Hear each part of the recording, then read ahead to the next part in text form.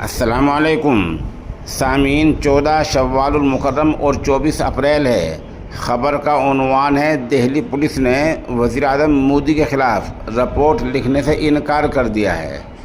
دوسرا عنوان ہے: اکالی دل چیف نے بھی مودی کے راجستھان میں دیے گئے بیان کی مذمت کی ہے، اس کو نفرت والا قرار دیا ہے۔ تیسرا عنوان ہے: غیر ملکی میڈیا میں بھی ان کے اس بیان کی مذمت کی جا رہی ہے۔ دراصل 2 دن پہلے وزیر اعظم نریندر مودی نے راجستھان کی ایک انتخابی ریلی میں کہا تھا کہ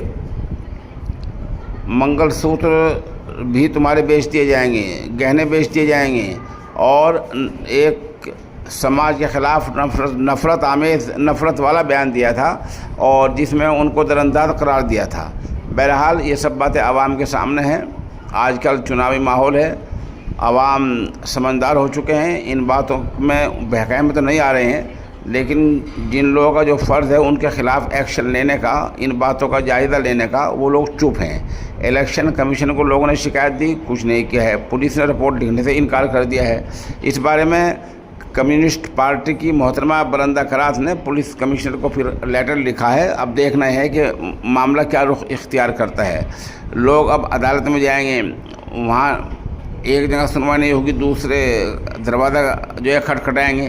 اس طرح یہ معاملہ اٹھ چکا ہے، اور لوگ سمجھ چکے ہیں کہ وزیر اعظم کس طرح کی زبان بول رہے ہیں، اور کیا وہ کسی ایک سماج کے وزیر اعظم ہیں؟ وہ تو سب کے وزیر اعظم ہیں، انہیں سب کی بات کرنی چاہیے، کسی ایک سماج کی بات نہیں ہونی چاہیے۔ تیسرے کہ غیر ملکی میڈیا میں وزیر اعظم کے اس بیان کو، دراندازی والے بیان کو، مسلمانوں کو گھسپیٹ والے بیان کو نفرت والا قرار دیا گیا ہے۔ چنانچہ ادھر نیو یارک ٹائمز، دا گارڈین، CNN جیسے اخبارات اور ٹیلی ویژنوں پر اس بیان کی مذمت کی گئی ہے، اور اس کو نفرت آمیز قرار دیا گیا ہے۔